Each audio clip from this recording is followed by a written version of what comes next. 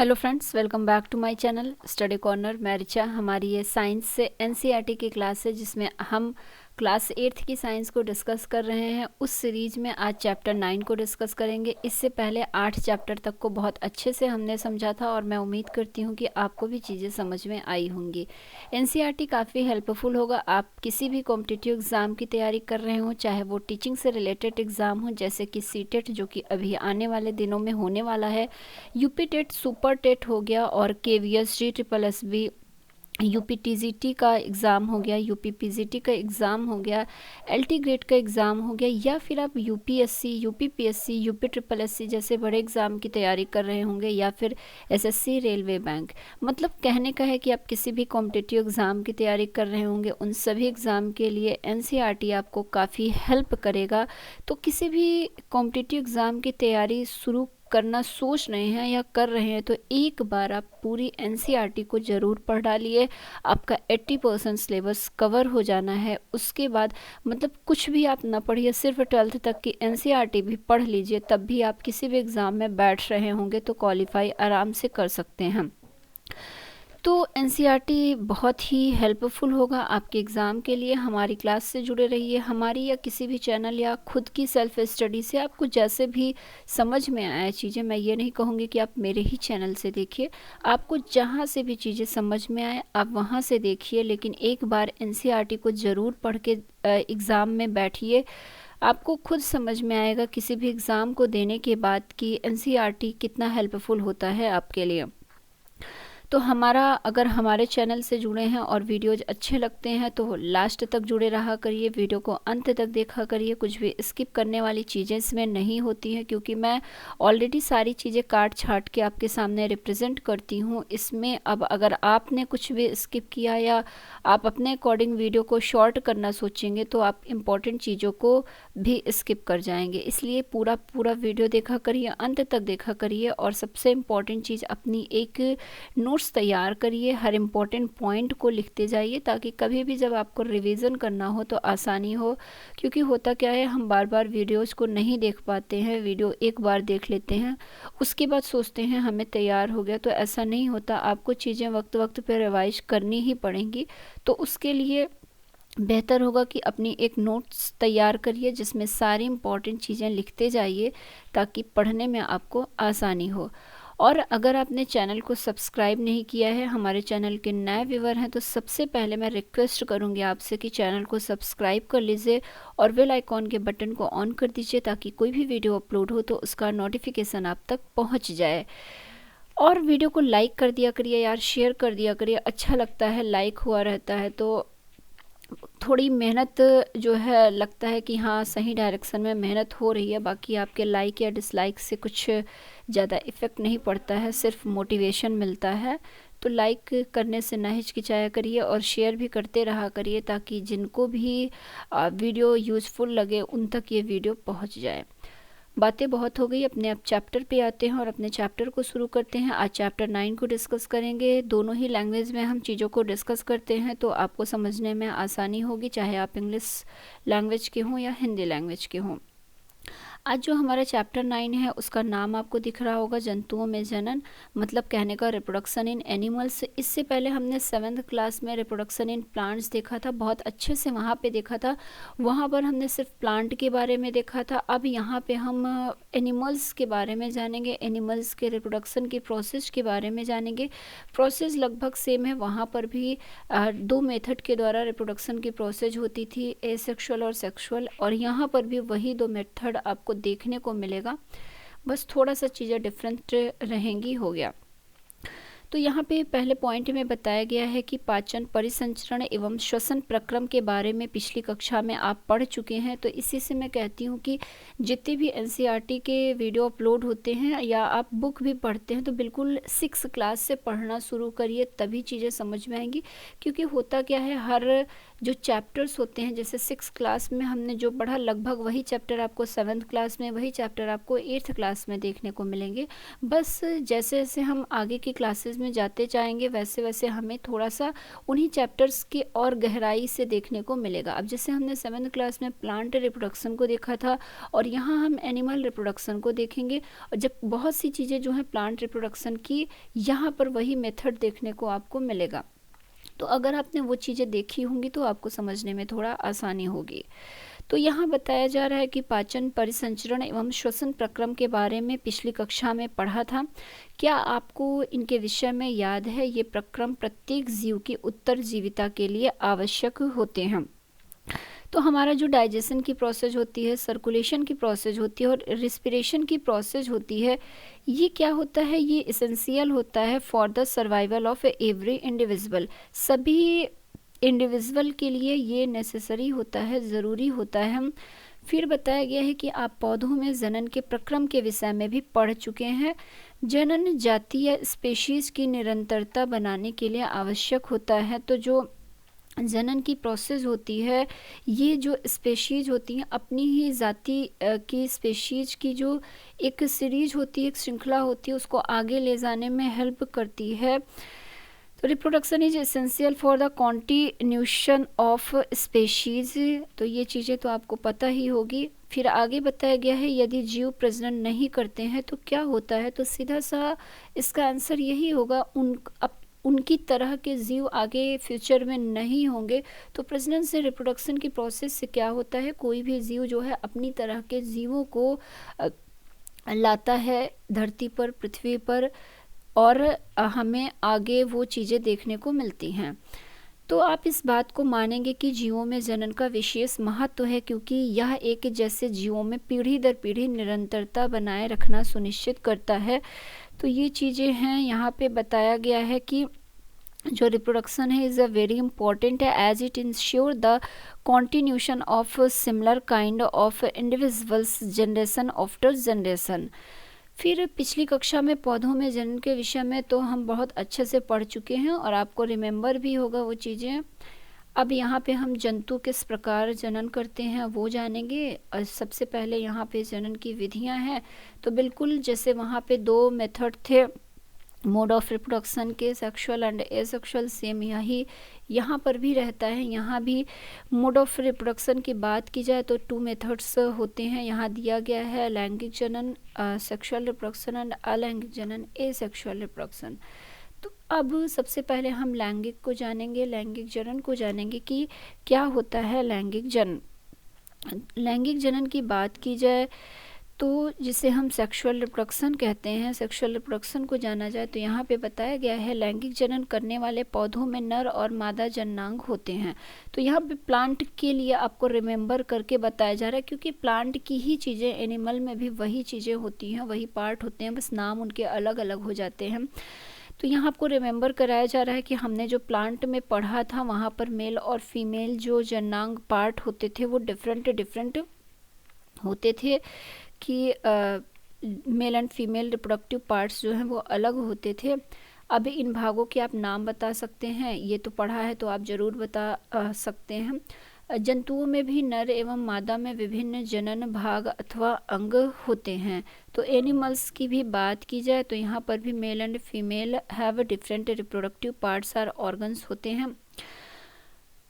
और फिर बताया गया है पौधों की ही तरह जंतु भी नर एवं मादा युग्मक बनाते हैं जो संलयित होकर युग्मनज बनाते हैं।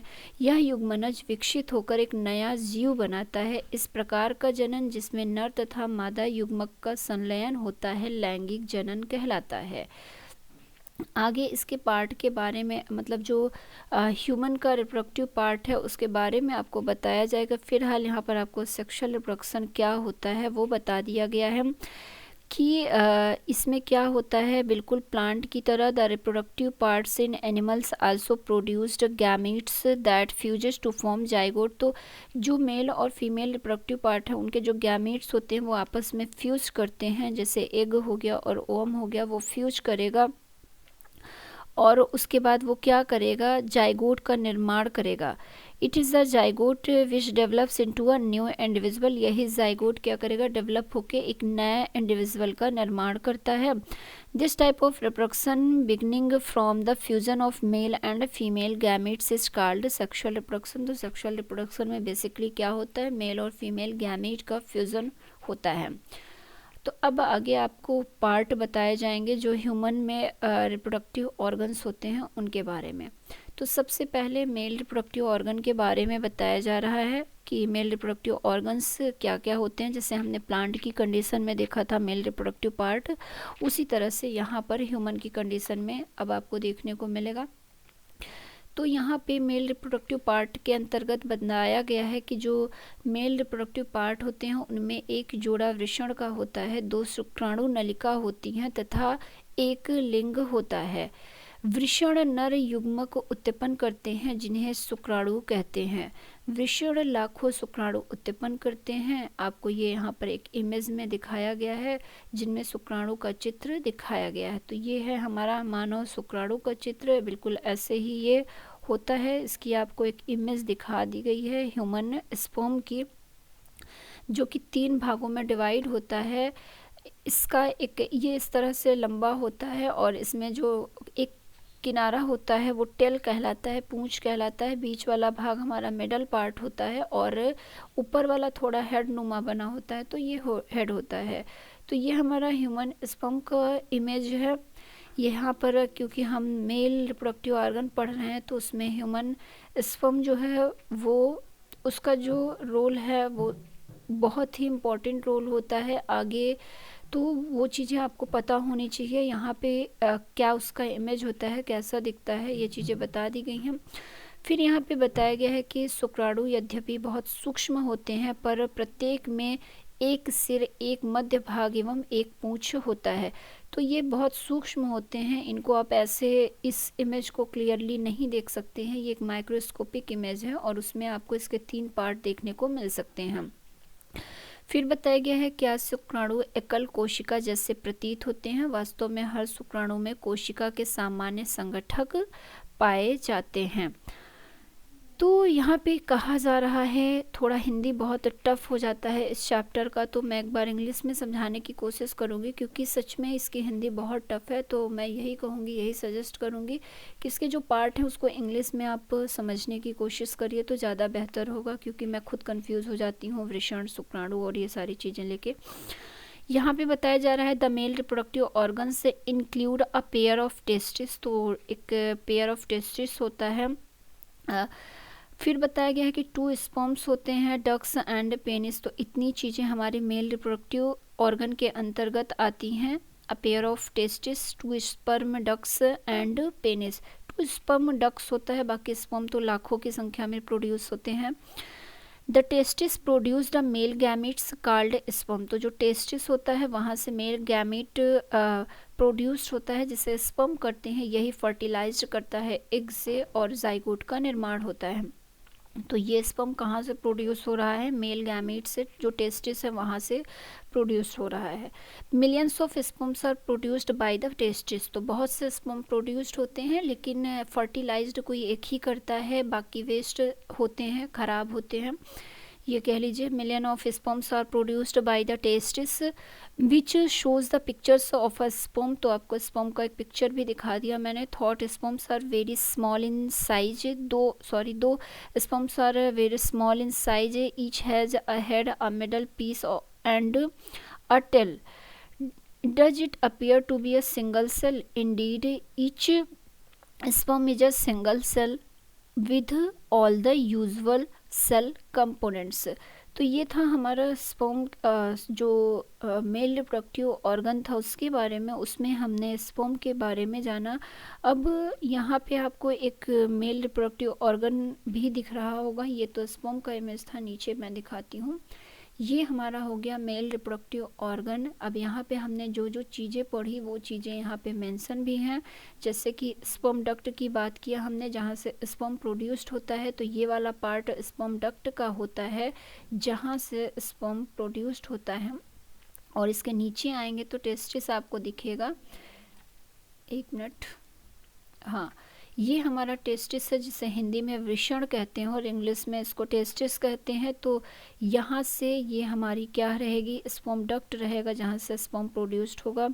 और उसके बाद जो ये शिशन वाला भाग, ये बीच वाला है जिसे आप पेनिस कहते हैं, तो ये हमारा मेल रिप्रोडक्टिव पार्ट है। बेसिकली इसमें हमने ये चीज़ें देखी कि पेयर ऑफ टेस्टिस हमने देखा।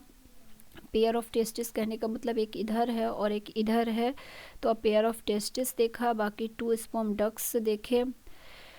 और 2 स्पर्म डक्ट्स से एक तो ये वाला हो जाएगा और एक इस वाले टेस्टिस से लगा हुआ ये वाला स्पर्म डक्ट हो जाएगा।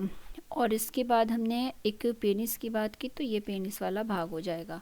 तो ये था हमारा मेल रिप्रोडक्टिव पार्ट। अब आ जाते हैं हम फीमेल रिप्रोडक्टिव पार्ट में। फीमेल रिप्रोडक्टिव पार्ट क्या क्या होते हैं, तो यहाँ पे बताया गया है मादा जननांगों में एक जोड़ी अंडाशय होती है। जिस तरह से वहाँ पे हमने एक जोड़ी वृषण देखा था मेल में, वैसे ही फीमेल में एक जोड़ी अंडाशय होती है, अंडवाहिनी या डिंब वाहिनी जिसे कहा जाता है होती है, तथा गर्भाशय होता है। तो अब यहाँ पे कहा जा रहा है the female reproductive organs are a pair of ovaries, oviducts, या जिसे आप फैलोपियन ट्यूब भी कहते हैं। तो फैलोपियन ट्यूब से क्वेश्चन एग्जाम में बनता है। एंड द यूटरस, तो ये 3 पार्ट होते हैं बेसिकली फीमेल रिप्रोडक्टिव ऑर्गन के। यहाँ पे आपको इसका इमेज भी दिख रहा होगा फीमेल रिप्रोडक्टिव ऑर्गन का, जहाँ पर ये है हमारा ओवरी वाला पार्ट जिसे आप अंडाशय कहते हैं। तो हमने कहा कि अ पेयर ऑफ ओवरी मतलब 2 हमारे 2 अंडाशय होते हैं, एक इधर और एक इधर, एक लेफ्ट में एक राइट में, और ये आपका गर्भाशय मतलब यूटेरस हो जाता है। और यहाँ पर ये वाला जो पार्ट है ये अंडवाहिनी, या इसे ही हम ओविडक्ट नाम दिए हैं। तो इस तरह से हमने मेल और फीमेल रिप्रोडक्टिव ऑर्गन को देखा। फिर अब आगे आपको इसके आगे बढ़ते हैं। यहाँ बताया जा रहा है कि जो अंडाशय है मादा युग्मक को उत्पन्न करते हैं जिसे अंडाणु कहते हैं। तो यहाँ पे कहा जा रहा है कि the ovary produces female gamete called ओवा। तो जो फीमेल गैमीट है उसको क्या नाम दिया जाता है, ओवा नाम दिया जाता है, जिस तरह से मेल गैमीट को हमने स्पर्म नाम दिया था। इसके बाद आगे बताया जा रहा है कि मानव में स्त्रियों में मतलब प्रति मास दोनों अंडाशयों में से किसी एक अंडाशय से एक विकसित अंडाणु तथा डिंब का निर्मोचन अंडवाहिनी में होता है। गर्भाशय वह भाग है जहां शिशु का विकास होता है। शुक्राणु की तरह अंडाणु भी एकल कोशिका होते हैं। तो ये लास्ट पॉइंट भी इम्पोर्टेंट है।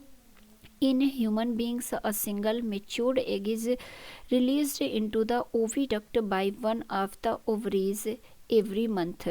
Uterus is the part where development of the baby takes place. तो जो बच्चे का डेवलपमेंट होता है, जो बेबी का डेवलपमेंट होता है, वो कहाँ पर होता है, वो यूटेरस में होता है। ये इम्पोर्टेंट पॉइंट है, ध्यान रखिएगा। उसके बाद बताया गया है like the sperm and egg is also a single cell. तो जैसे स्पर्म सिंगल सेल्ड होता है वैसे ही हमारा ये एग जो है वो भी सिंगल सेल्ड होता है। यहाँ पे आपको एक ह्यूमन ओवम का इमेज दिखाया गया है जिसमें एक न्यूक्लियस होता है और इस तरह से इसका इमेज होता है। अभी इसके बाद आगे आते हैं और आगे देखते हैं कि आगे हमारे काम की क्या चीज़ें दी गई हैं। यहाँ पे अब आपने यहाँ एग को जाना और स्पर्म को जाना। अब इनके फर्टिलाइजेशन की प्रोसेस को आगे आपको बताया गया है। फिलहाल यहाँ हम फर्टिलाइजेशन की प्रोसेस से पहले कुछ इम्पॉर्टेंट चीज़ें, ये जो बूझो है ये बता रहा है कि विभिन्न जंतुओं में अंडे का जो साइज होता है, जो एग का साइज होता है, वो डिफरेंट होता है। अंडाणु अति सूक्ष्म हो सकते हैं, जैसे कि मनुष्य में तो जो ह्यूमन एग होता है वो बहुत स्मॉल होता है, और कुछ के तो बहुत बड़े होते हैं, जैसे कि मुर्गी के अंडे हो गए। और शुतुरमुर्ग के अंडे की बात की जाए तो सबसे लार्जेस्ट एग शुतुरमुर्ग या ऑस्ट्रिच का होता है। ये भी क्वेश्चन बनता है कि सबसे लार्जेस्ट एग किसका होता है, तो ऑस्ट्रिच या शुतुरमुर्ग का अंडा सबसे विशाल होता है। तो मतलब कहने का है कि इतने छोटे अंडे मानव के होते हैं जिसे आप देख नहीं सकते हैं, और कुछ जीवों के अंडे इतने बड़े होते हैं कि उसे आप आराम से देख सकते हैं। तो ये चीज़ें बताई गई हैं आपको यहाँ पर। अब इसके बाद आपको बताया जा रहा है फर्टिलाइजेशन के बारे में, जनन के बारे में कि फर्टिलाइजेशन क्या होता है। तो यहाँ जनन प्रक्रम का पहला चरण शुक्राणु और अंडाणु का संलयन होता है। जब शुक्राणु अंडाणु के संपर्क में आते हैं तो इनमें से एक शुक्राणु अंडाणु के साथ संलयित हो जाता है। शुक्राणु और अंडाणु का यह संलयन क्या कहलाता है? निषेचन कहलाता है। निषेचन के समय शुक्राणु और अंडाणु संलयित होकर एक हो जाते हैं। निषेचन के परिणाम स्वरूप युग्मनज का निर्माण होता है। तो फर्टिलाइजेशन के बारे में बताया जा रहा है कि the first step in the process of reproduction is the fusion of a sperm and an ovum. When sperm comes in contact with an egg, one of the sperms may fuses with the egg. Such fusion of the egg and the sperm is called fertilization. तो सीधे सीधे what is fertilization पूछता है।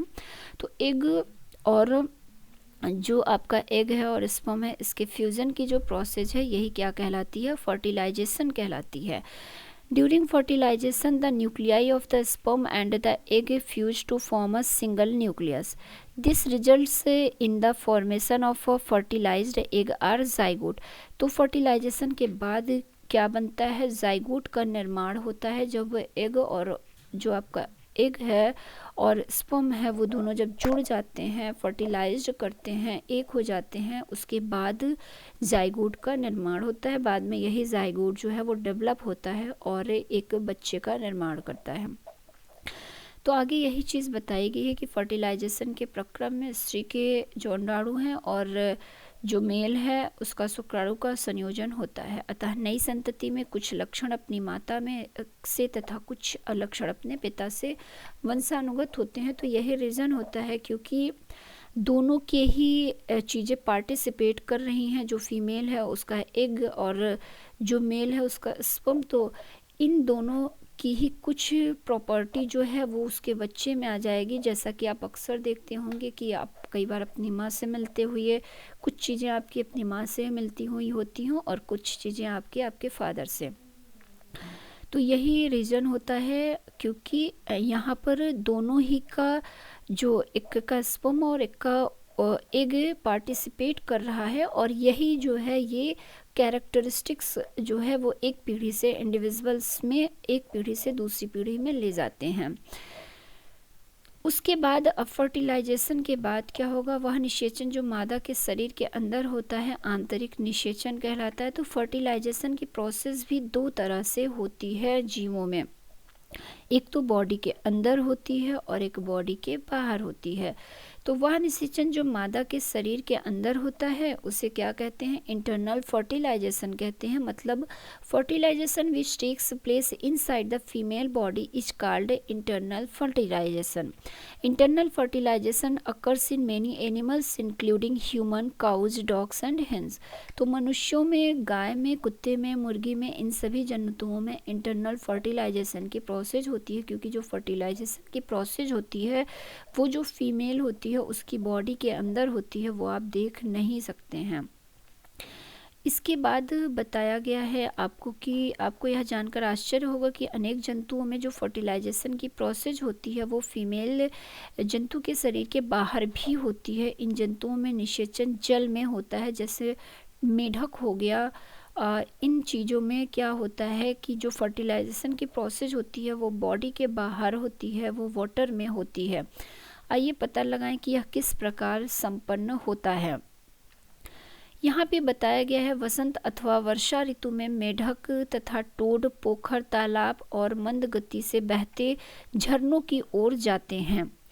जब नर तथा मादा एक साथ पानी में आते हैं तो मादा जो है वो सैकड़ों अंडे देती है। मुर्गी के अंडे की तरह मेढक के अंडे कवच से ढके नहीं होते तथा यह अपेक्षाकृत बहुत कोमल होते हैं। जेली की एक परत अंडों को एक साथ रखती है तथा इनकी सुरक्षा भी करती है। मादा जैसे ही अंडे देती है, नर उस पर जो स्पर्म है वो छोड़ देता है। प्रत्येक स्पर्म अपनी लंबी पूंछ की सहायता से जल में इधर उधर तैरते रहते हैं। जो शुक्राणु होते हैं, जो स्पर्म होते हैं, वो अंड कोशिका के संपर्क में आ जाते हैं तो कई स्पर्म होते हैं वो भी पानी में तैरते हैं और वहीं पर एग भी तैर रहा है। तो फिर क्या होगा कि जब एग और स्पर्म एक दूसरे के पास आ जाएंगे वाटर में तो उनमें फ्यूजन हो जाएगा, क्योंकि स्पर्म की जो टेल वाला पार्ट होता है वो लंबा होता है और वो कहीं ना कहीं एग से फ्यूज कर ही जाता है तैरते हुए। तो उसके बाद आगे बताया गया है कि शुक्राणु जो स्पर्म है वो अंड कोशिका के संपर्क में आ जाते हैं, जिसके फलस्वरूप निषेचन होता है, तो फर्टिलाइजेशन की प्रोसेस होती है। इस प्रकार का फर्टिलाइजेशन जिसमें नर एवं मादा युग्मक का संलयन मादा के शरीर से बाहर होता है, इसे वाह्य निषेचन कहते हैं। और ये जो एक्सटर्नल फर्टिलाइजेशन की प्रोसेस होती है ये मछली में, मतलब बेसिकली जो वाटर में रहने वाले एनिमल हैं उनमें देखने को मिलता है। मछली हो गया, मेंढक हो गया, स्टारफिश जैसे जलीय प्राणियों में होता है। तो ये चीज़ आपको समझ में आ रही होगी मैं क्या समझाने की कोशिश कर रही हूँ। तो अभी हमने इंटरनल और एक्सटर्नल फर्टिलाइजेशन को जाना। फिर से एक बार बताती हूँ व्हाट इज एक्सटर्नल फर्टिलाइजेशन। तो यहाँ पे बताया जा रहा है आपको एक एग्जाम्पल देते हुए फ्रॉग का कि ड्यूरिंग स्प्रिंग और rainy season frogs and toads move to ponds and slow flowing streams when the male and female come together in water the female lays hundreds of eggs unlike a hen's egg. Frog's egg is not covered by a shell and it is comparatively very delicate. A layer of jelly holds the eggs together and provides protections to the eggs. फिर अब आगे fertilisation के बारे में बताया जा रहा है कि as the eggs are laid the male deposits sperms over them, each sperms swims randomly in water with the help of its long tail. The sperms come in contact with the eggs. This results in fertilization. This type of fertilization in which the fusion of a male and female gamete take place outside the body of the female is called external fertilization. It is very common in aquatic animals such as fish, starfish, tadpole. तो ये चीज़ें हमने देख लिया है। अब वो ऊपर कुछ चीज़ें छोड़ के आए हैं जो इम्पोर्टेंट बॉक्सेस बने होते हैं वहाँ पे, तो उन्हें भी देखते हुए चलते हैं। तो यहाँ पे ये वाला बॉक्स छूट गया था टेस्ट ट्यूब बेबी के बारे में। तो अब क्या हो रहा है, हमने ह्यूमन का तो देखा कि इंटरनल फर्टिलाइजेशन की प्रोसेस होती है, लेकिन कुछ फीमेल में होता है क्या कि कोई दिक्कत है, उनकी जो ओविडक्ट है वो ब्लॉक्ड है। तो उस कंडीशन में क्या होता है कि ये जो फर्टिलाइजेशन की प्रोसेस है वो बाहर करा दी जाती है, क्योंकि फीमेल की बॉडी में फर्टिलाइजेशन की प्रोसेस नहीं हो पाती है। यही चीज़ें लिखी गई हैं। कुछ स्त्रियों की अंडवाहिनी अवरुद्ध होती है। ऐसी स्त्रियां शिशु उत्पन्न करने में असमर्थ होती हैं, क्योंकि निषेचन के लिए शुक्राणु मार्ग अवरुद्ध होने के कारण अंडाणु तक नहीं पहुंच पाते। ऐसी स्थिति में डॉक्टर ताज़ा अंडाणु एवं शुक्राणु एकत्र करके उचित माध्यम में कुछ घंटों के लिए एक साथ रखते हैं, जिससे आईवीएफ अथवा इन विट्रो निषेचन, मतलब यह शरीर से बाहर कृत्रिम फर्टिलाइजेशन हो सके। अगर निषेचन हो जाता है तो जायगोट को लगभग 1 सप्ताह तक लैब में डेवलप किया जाता है, जिसके पश्चात क्या होता है उसे माँ की गर्भ में डाल दिया जाता है। माता के गर्भाशय में पूर्ण विकास होता है। तो आईवीएफ की जो प्रोसेस होती है वो सिर्फ फर्टिलाइजेशन के लिए होती है, जो कि बॉडी के बाहर होती है, लैब में होती है। उसके बाद जैसे ही जाइगोट बन जाता है, हफ्ते भर का जाइगोट हो जाता है, उसको फिर से माँ के गर्भ में ट्रांसप्लांट कर दिया जाता है और फिर पूरे बच्चे की जो डेवलपमेंट की प्रोसेस होती है वो उसके माँ के गर्भ में ही होती है। तो यही होता है आईवीएफ, या जिसे आप इन विट्रो निषेचन कहते हैं। माता के गर्भाशय में पूर्ण विकास होता है तथा शिशु का जन्म सामान्य शिशु की तरह ही होता है। इस तकनीकी द्वारा जन्मे बच्चे शिशु को परख नली शिशु कहते हैं। यह एक मिथ्या नाम है, क्योंकि शिशु का विकास परख नली में नहीं होता। तो ये सिर्फ एक नाम है टेस्ट ट्यूब बेबी। ऐसा नहीं होता है कि बेबी का जो डेवलपमेंट है वो एक टेस्ट ट्यूब में होता है, ऐसा कुछ नहीं होता। सिर्फ इसको एक नाम दे दिया गया है टेस्ट ट्यूब बेबी का, बाकी सारी प्रोसेस तो माँ के गर्भ में ही होती है। तो यहाँ पे यही चीज़ बताया गया है कि some womens oviducts are blocked, these women are unable to bear babies because sperms can not reach the egg. तो सीधा सा मतलब है कि जो जाइगोट जो फर्टिलाइजेशन की प्रोसेस होती है वो जब मेल का जो गैमीट है वो फीमेल के एग से फ्यूज करता है तभी होता है। लेकिन क्या होता है जब आपकी ओविडक्ट ब्लॉक्ड हो जाती है, फीमेल की जो ओविडक्ट होती है अगर वो ब्लॉक हो जाती है तो मेल का जो स्पर्म है वो एग तक नहीं पहुंच पाता, क्योंकि वही जो एक रास्ता होता है वही ब्लॉक हो जाता है। तो ऐसी ही कंडीशन में आईवीएफ का सहारा लिया जाता है। These women are unable to bear babies because sperms cannot reach the egg for fertilization. In such cases, doctors collect freshly released egg and sperm. तो जो एग और स्पर्म होता है वो बच्चे के माता और पिता का ही होता है, ऐसा नहीं होता है कि वो किसी और का होता है। तो सब कुछ मतलब एक नॉर्मल बेबी की ही तरह होता है, सिर्फ वो एक छोटा सा जो फर्टिलाइजेशन का स्टेप होता है वो बॉडी के बाहर होता है, बस इतना ही होता है आईवीएफ में। तो in such case doctors collect freshly released egg and sperms and keep them together for a few hours for IVF or in vitro fertilization. In vitro fertilization का मतलब क्या है? Fertilization outside the body. In case fertilization occurs the zygote is allowed to develop for about a week and then it is placed in the mother's uterus. Complete development takes place in the uterus and the baby is born like any other baby. Babies born through this technique are called test tube baby. This term is actually misleading because babies cannot grow in test tube. तो अब आपको IVF समझ में आ गया होगा कि IVF क्या होता है। यहाँ पे वो चीज़ें आपको बता दी गई थी आईवीएफ के बारे में, तो मैंने बता दिया। बाकी यहाँ पे आपको एक जो मेंढक है उसके अंडे दिए गए हैं, तो मेंढक जो है वो बहुत ढेर सारे अंडे प्रोड्यूस करता है, वो दिखा दिया गया है यहाँ पर। अब यहाँ पे ये जो बूझो है वो क्वेश्चन वो बोलता है कि मछली और मेढक एक साथ सैकड़ों अंडे क्यों देते हैं जबकि मुर्गी एक समय में केवल एक अंडा ही देती है, तो ऐसा क्यों होता है? तो आगे यहाँ पे इसका आंसर आपको दिया गया है।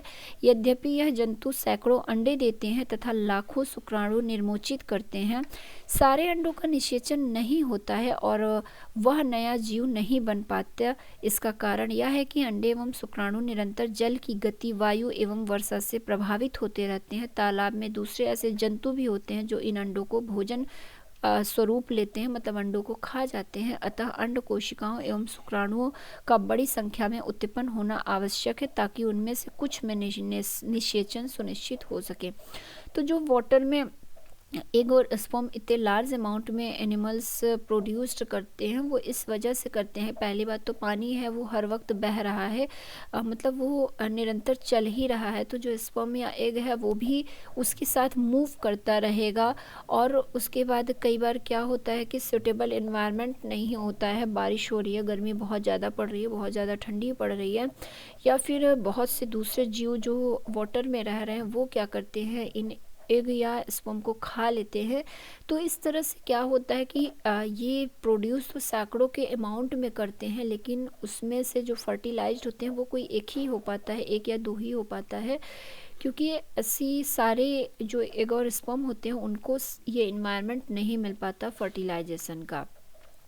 अब फर्टिलाइजेशन की प्रोसेस हमने देख ली। यहाँ पर भ्रूण का परिवर्धन आपको बताया जाएगा कि भ्रूण का परिवर्धन क्या होता है, तो ये भी चीज़ अब हम देख लेते हैं। डेवलपमेंट ऑफ एम्ब्रियो, तो फर्टिलाइजेशन के बाद क्या बना, हमारा जाइगोट बना। अब जाइगोट जो है वो डेवलप करेगा और वो एम्ब्रियो का निर्माण करेगा। तो ये स्टेप सारी एक के बाद दूसरी जो आ रही है वो स्टेप आपको याद रखना होगा, क्योंकि कई बार इसकी सीरीज ही पूछ लेते हैं पूरी कि क्या सीरीज होती है ह्यूमन में निषेचन की।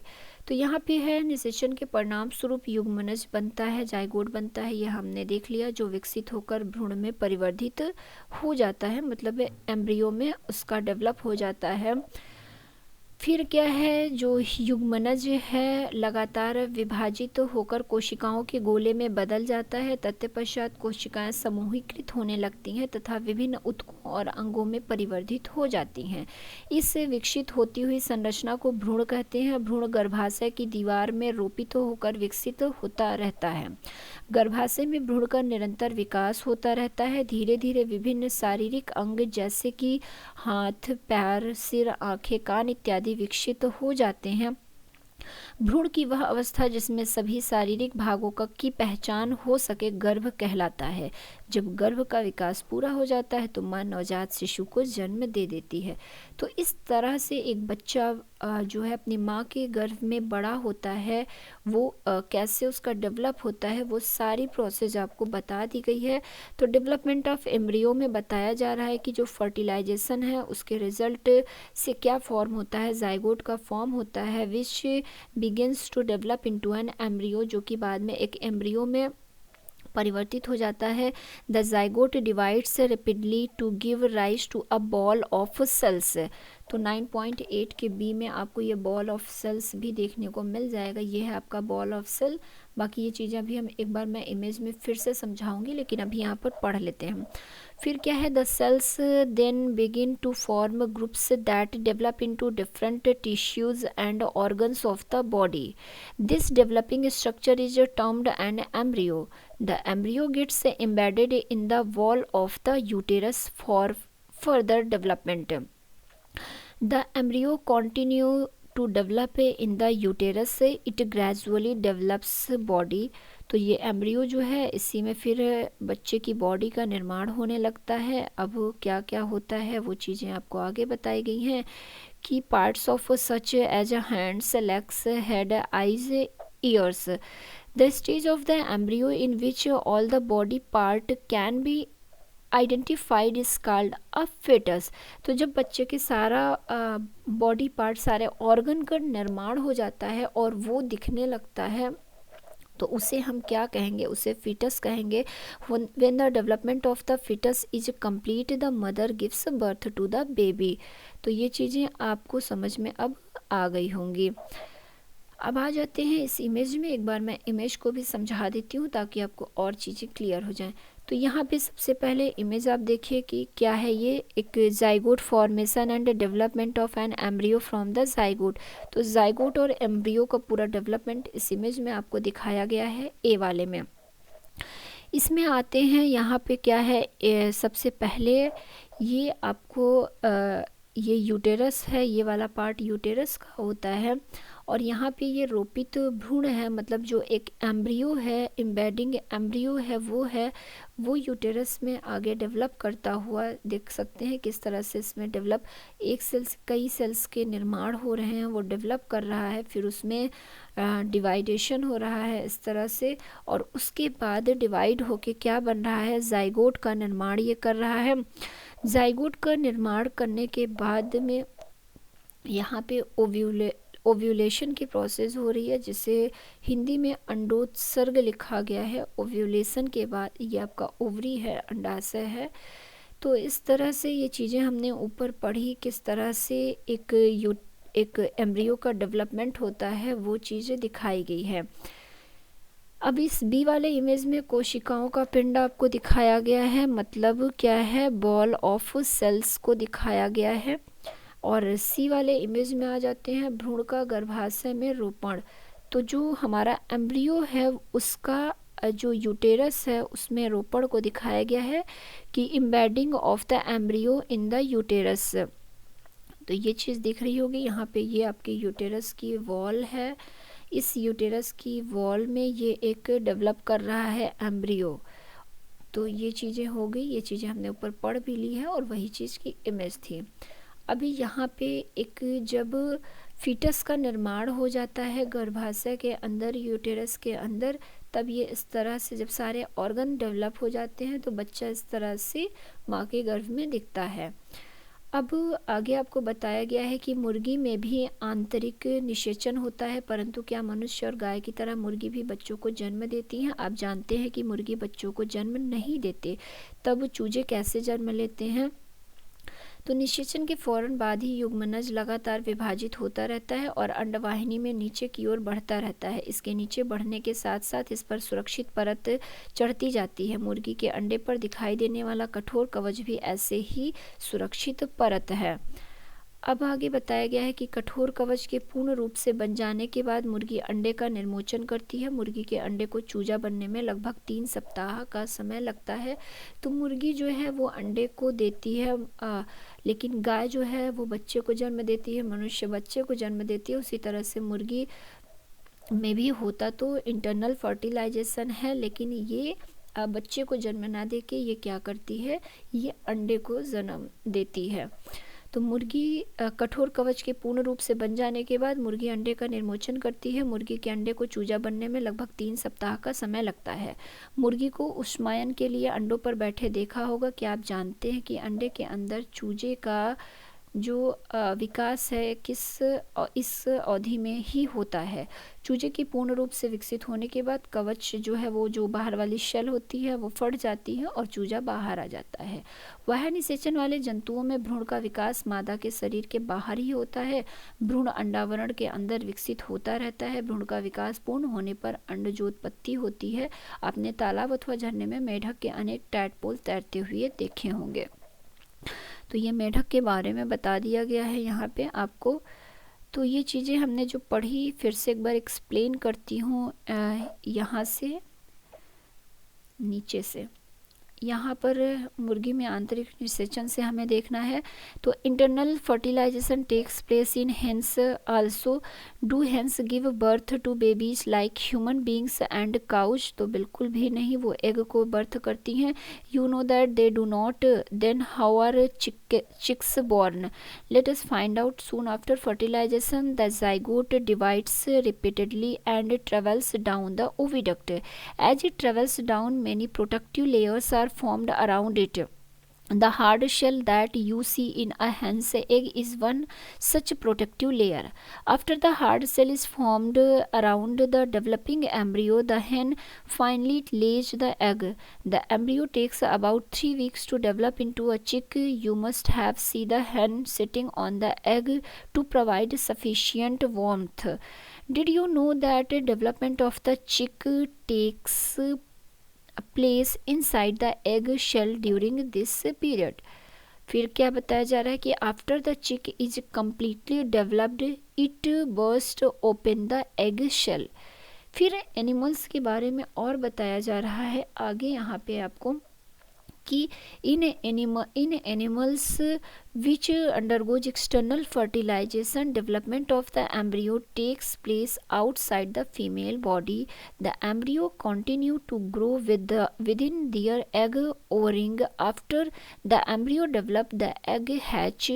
You must have seen numerous tadpoles swimming in ponds and streams. तो टैडपोल को देखिएगा तो समझ में आ जाएगा कि जो एक्सटर्नल डेवलपमेंट होता है एग का वो कैसे होता है। अब इसके बाद आपको विविपेरस और ओविपेरस एनिमल के बारे में बताया जा रहा है। काफ़ी इम्पॉर्टेंट ये पॉइंट है विविपेरस और ओविपेरस का। तो यहाँ पे हम विविपेरस और ओविपेरस को जानेंगे कि क्या होता है। ये है आपका जरायुज, जिसे हिंदी में जरायुज और अंड प्रजक जंतु कहते हैं। मतलब जरायुज विविपेरस हो गया और ओविपेरस को अंड प्रजक जंतु कहते हैं। कुछ जंतु विकसित शिशु को जन्म देते हैं जबकि कुछ जंतु अंडे देते हैं जो बाद में शिशु में विकसित हो जाते हैं। तो वह जंतु जो सीधे ही शिशु को जन्म देते हैं उन्हें जरायुज या विविपेरस कहलाते हैं। तो जैसे जो ह्यूमन हो गए वो विविपेरस के अंतर्गत आते हैं। जो मुर्गी हो गई और आपका मेंढक हो गया ये किसके अंतर्गत आएंगे, ये ओविपेरस एनिमल के अंतर्गत आएंगे। तो यहाँ से सीधा सीधा क्वेश्चन विविपेरस और ओविपेरस के बारे में पूछता है कि व्हाट इज़ विविपेरस या व्हाट इज़ ओविपेरस और इसके एग्जाम्पल। तो विविपेरस जो सीधे शिशु को जन्म देते हैं वो कहलाते हैं और ओविपेरस किसे कहते हैं, जो अंडों को देते हैं वो ओविपेरस कहलाते हैं। तो बिल्कुल सीधा सा कॉन्सेप्ट है इसका। विविपेरस के अंतर्गत गाय हो गया, बकरी हो गया, ह्यूमन हो गया, ये सारी चीज़ें विविपेरस के अंतर्गत आएंगी। और ओविपेरस के अंतर्गत आपका मेंढक हो गया, मुर्गी हो गई, ये सारी चीज़ें जो अंडे देती हैं वो आ जाएंगी। तो यहाँ पे अब अंडों के बारे में वही बताया गया है आपको कि आपको एग्जाम्पल बताना है। फिर यहाँ पे शिशु से वयस्क तक के बनने की एक प्रोसेस बताई गई है कि किस तरह से यंग वंस टू एडल्ट, कैसे यंग से एडल्ट का निर्माण होता है। तो नवजात जन्मे प्राणी अथवा अंडे के प्रस्फुटन से निकले प्राणी तब तक वृद्धि करते रहते हैं जब तक कि वे वयस्क नहीं होते हैं। कुछ जंतुओं में नवजात जंतु वयस्क से बिल्कुल अलग दिखाई पड़ सकते हैं। अब रेशम कीट के बारे में हमने पिछली क्लासेस में भी पढ़ा हुआ है।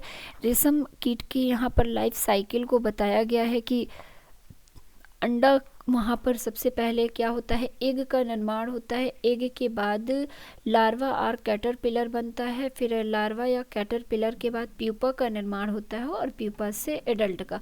तो कहने का मतलब है कि शिशु से वयस्क तक बनने में कई जीवों में क्या होता है, कुछ खास स्टेप होती है, कुछ खास प्रोसेस होती है और कुछ खास जो ये स्टेजेज होती हैं वो देखने को मिल जाती हैं आपको। तो इसी मेढक के इस प्रकार के जंतुओं के अन्य एग्जाम्पल हैं। तो यहाँ पर आपको एक रेशम कीट का, सिल्क वॉर्म का बताया गया और इसी तरह से सेम मेढक में भी होता है, उसमें टैडपोल का निर्माण होता है, ये सारी चीज़ें होती हैं। तो मेढक में अंडे से प्रारंभ करके वयस्क बनने की विभिन्न अवस्थाओं का प्रेक्षण कीजिए। हम 3 स्पष्ट अवस्थाओं अथवा चरणों को देख सकते हैं। तो मेढक में भी आपको क्या देखने को मिलेगा, सबसे पहले एग होगा, एग से टैडपोल का या लार्वा का निर्माण होगा और लार्वा से एडल्ट का निर्माण होता है।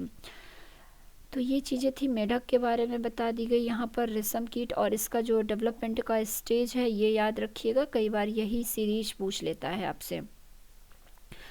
फिर अब टैडपोल के बारे में बताया गया है कि जो टैडपोल है वो रूपांतरित होकर वयस्क में बदल जाता है, जो छलांग लगा सकते हैं और तैर सकते हैं। कुछ विशेष परिवर्तनों के साथ टैडपोल का वयस्क में रूपांतरण क्या कहलाता है, कायांतरण, या इसे ही हम मेटामार्फोसिस कहते हैं। तो यहाँ पे बताया गया है कि in the case of tadpole they transform into adult capable of jumping and swimming. The transformation of the larva into an adult through drastic changes is called metamorphosis. तो कई बार मेटामार्फोसिस भी पूछ लेता है, कायांतरण क्या कहलाता है। तो ये आप समझ गए होंगे।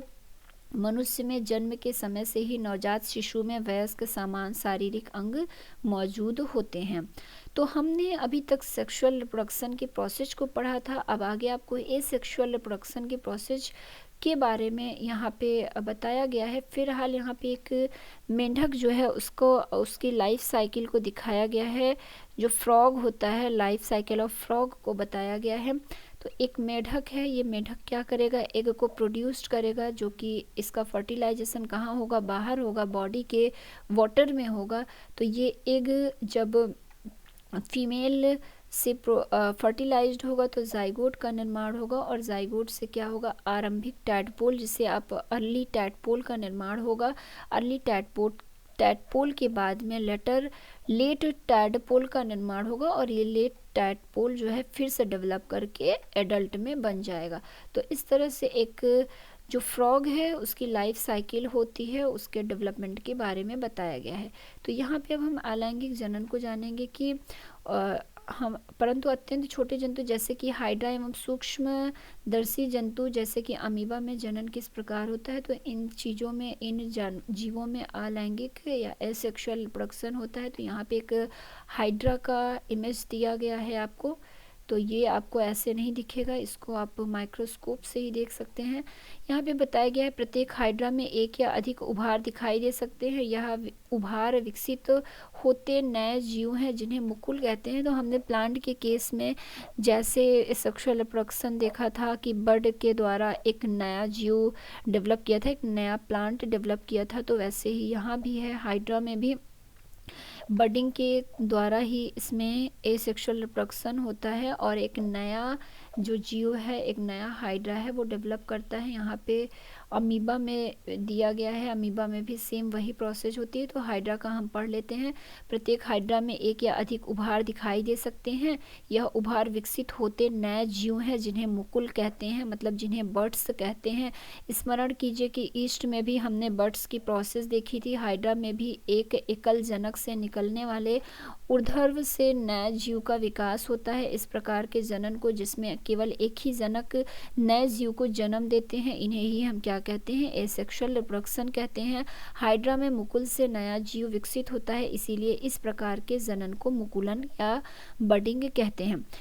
तो in each hydra there may be one of the more, जो यहाँ पे बल्क्स होते हैं, ये चीज़ इमेज में भी आपको ये वाला है, यही है हमारा बर्ड्स होते हैं, मोर बर्ड्स देखने को मिल सकता है। The buds are the developing new individuals and they are called buds, तो इसे हम बर्ड्स कहते हैं या बल्क्स कहते हैं। Recall the presence of buds in yeast in hydra to the new individuals develop as out growth from a single parent. This type of reproduction in which only a single parent is involved is called asexual reproduction. तो इसमें कोई mail या female नहीं होता, एक cell से ही एक नया जीव का डेवलप हो जाता है। तो वही चीज़ बताई गई है कि इसी ऐसे ही प्रोसेस को हम एसेक्सुअल रिप्रोडक्शन कहते हैं। Since new individuals develop from the birds in hydra, this type of asexual reproduction is called budding, तो इसे ही बडिंग कहा जाता है। अब इसके बाद यहाँ पर अमीबा के बारे में बताया गया है कि अमीबा भी एक कोशिकी होता है। इनमें केंद्रक क्या करेगा, ये केंद्रक देखिए दो भागों में डिवाइड हो गया। केंद्रक दो भागों में डिवाइड होने के से जनन क्रिया प्रारंभ हो जाती है यहीं से इसके बाद कोशिका भी दो भागों में बढ़ जाती है। तो सबसे पहले आपका केंद्रक जो न्यूक्लियस था वो दो भागों में डिवाइड हुआ, उसके बाद ये पूरी की पूरी शेल भी देखिए यहाँ पे दो भागों में डिवाइड हो जाएगी और यहाँ से बाद में ये टूट जाएगा और दो नए आपको देखने को मिलेगा। दो परिणाम स्वरूप एक जनक से, एक पेरेंट से दो अमीबा बनते हैं। तो इस प्रकार अलैंगिक जनन को, जिसमें जीव विभाजित होकर दो संतति उत्पन्न करता है, इसे हम क्या कहेंगे, द्विखंडन कहते हैं। तो यही हमारी द्विखंडन या बाइनरी फिजन की प्रोसेस कहलाती है।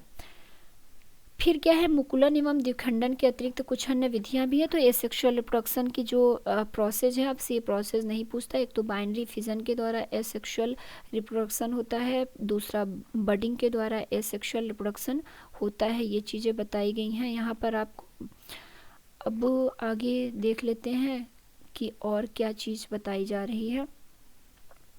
आगे बताया जा रहा है कि कुछ अन्य विधियां भी हैं जिनके द्वारा एकल जीव संतति जीवों को जनन करता है, मतलब जो एसेक्सुअल रिप्रोडक्शन की प्रोसेस है। कुछ और भी मेथड हैं जिनके बारे में हम अब नेक्स्ट जैसे जैसे आगे बढ़ेंगे वैसे वैसे आगे की चीज़ों के बारे में भी जानेंगे। फिलहाल यहाँ पर आपको जो एनिमल में एसेक्सुअल रिप्रोडक्शन की प्रोसेस थी वो दो प्रोसेस बताई गई है, बाइनरी फिजन के द्वारा और बडिंग के द्वारा।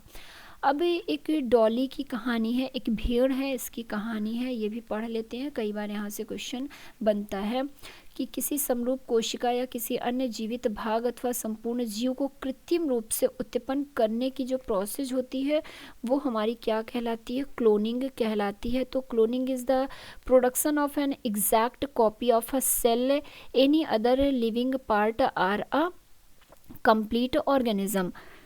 फिर बताया गया है कि किसी जंतु की सफलतापूर्वक क्लोनिंग सर्वप्रथम इयान विल्मट और उनके सहयोगियों ने एडिनबर्ग स्कॉटलैंड के रोजनिल इंस्टीट्यूट में किया। तो काफ़ी इंपॉर्टेंट ये पॉइंट है, सर्वप्रथम क्लोनिंग की बात की जा रही है। एक भेड़ का क्लोन किया गया था, इसका नाम पूछता है कि फर्स्ट जो सर्वप्रथम क्लोनिंग किया गया था वह किस एनिमल पर किया गया था और उसका नाम क्या था। तो उसका वो एक भेड़ थी और उसका नाम क्या रखा गया था, डॉली रखा गया था। डॉली का जन्म 5 जुलाई 1996 को हुआ था। यह क्लोन किया जाने वाला पहला स्तनधारी था। तो मोस्ट इम्पॉर्टेंट ये है, first mammal to be cloned एक भेड़ थी जिसका नाम क्या था, डॉली था। तो यहाँ से ये चीज़ पूछती है, बाकी अब इसको आप पढ़ लीजिएगा कैसे किया गया था ये क्लोनिंग की प्रोसेस। ये प्रोसेस आपसे नहीं पूछती है, सिर्फ पहला क्लोन्ड एनिमल पूछता है। फिर दुर्भाग्य से फेफड़ों में रोग के कारण 14 फरवरी 2003 को डॉली की मृत्यु हो गई। डॉली के बाद स्तनधारियों के क्लोन बनाने के अनेक प्रयास किए गए, परंतु बहुत तो जन्म से पहले ही मर गए तथा कुछ की जन्म के बाद ही मृत्यु हो गई। क्लोन वाले जंतुओं में अक्सर जन्म के समय अनेक विकृतियां हो जाती हैं।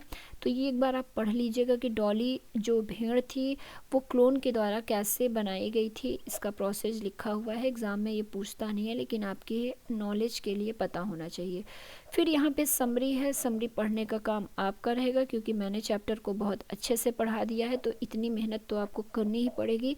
समरी को अच्छे से पढ़िए, क्योंकि सारे इंपॉर्टेंट जो पॉइंट होते हैं वो आपको समरी में मिल जाते हैं। एक तरह से कहा जाए तो पूरे चैप्टर का थोड़े टाइम में 5 मिनट में रिवाइज हो जाता है। तो वीडियो को रोकिए और पूरी की पूरी ये समरी है, इसको आप पढ़ डालिए। फिर अब लास्ट में इस चैप्टर के आते हैं, कुछ इम्पोर्टेंट चीज़ें दी होती हैं। यहाँ पर आ जाते हैं। यहाँ पे आपको बताया गया है कि मधुमक्खियों के छत्ते में रुचिकर संगठन देखा गया है, जो कई हजार मच्छिकाओं की कॉलोनी है। केवल एक ही मधुमक्खी अंडे देती है, यह मच्छिका रानी मच्छिका कहलाती है। तो जो अंडे देती है वो रानी या क्वीन कहलाती है। अन्य सभी मेल होते हैं और केवल एक ही फीमेल होती है। इनका मुख्य कार्य छत्ता बनाना, नन्हों की देखभाल करना तथा रानी मक्षिका को पर्याप्त भोजन देकर स्वस्थ रखना होता है। तो जो सारे मेल जो मधुमक्खी होते हैं उनका कार्य क्या होता है, छत्ता बनाते हैं, और जो बच्चे होते हैं मधुमक्खी के, नन्हों की देखभाल करना, और जो क्वीन होती है उसको भोजन प्रोवाइड करना और उसको स्वस्थ रखना काम होता है, जिससे वह अंडे दे सके। एक रानी मक्षिका हजारों अंडे देती है। निषेचित अंडे से मादा बनती है, जबकि अनिषेचित अंडे से नर बनता है। तो जो निषेचित जो फर्टिलाइज्ड एग होते हैं उनसे फीमेल मधुमक्खी का निर्माण होता है, और जो अनिषेचित अनफर्टिलाइज्ड एग होते हैं उनसे मेल मधुमक्खी का निर्माण होता है, जो ड्रोन कहलाते हैं। इन कर्मी मक्षिकाओं का काम होता है कि वह अंडों के उष्मेन हेतु छत्ते का ताप 35 डिग्री सेल्सियस बनाए रखें। तो देखिए आपको यहाँ पर एक बहुत ही इंपॉर्टेंट इन्फॉर्मेशन दे दी गई कि जो मधुमक्खी के छत्ते होते हैं उसको जिस टेम्परेचर की आवश्यकता होती है, उसके छत्ते में जो अंडे होते हैं उसके डेवलपमेंट के लिए 35 डिग्री सेल्सियस के टेम्परेचर की आवश्यकता होती है। तो इस तरह से हमारा ये चैप्टर यहीं पर ख़त्म होता है। मैं उम्मीद करती हूँ कि आपको चीज़ें समझ में आई होगी। मैंने बहुत इजी लैंग्वेज में इस चैप्टर को बताने की कोशिश की है। बाकी अगर आपको कहीं भी कोई कन्फ्यूज़न होती है तो पूछ सकते हैं, कमेंट कर सकते हैं। बाकी इस चैप्टर से रिलेटेड और डिटेल में चीज़ें हम आगे की क्लासेस में भी देखेंगे, तो बिल्कुल बेफिक्र रहिए, हर चीज़ क्लियर होती जाएगी। वीडियो अच्छा लगा हो, समझ में आया हो तो लाइक कर दीजिएगा, शेयर कर दीजिएगा अपने फ्रेंड्स और फैमिली मेम्बर्स में। और अगर आप हमारे चैनल के नए व्यूवर्स हैं, चैनल को सब्सक्राइब नहीं किए हैं तो चैनल को सब्सक्राइब कर दीजिए, बेल आइकॉन के बटन को ऑन कर दीजिए, ताकि कोई भी वीडियो अपलोड हो तो उसका नोटिफिकेशन आप तक पहुंच जाए। हम अपने नेक्स्ट वीडियो में फिर से मिलते हैं, तब तक के लिए धन्यवाद। जय श्री कृष्णा, राम राम।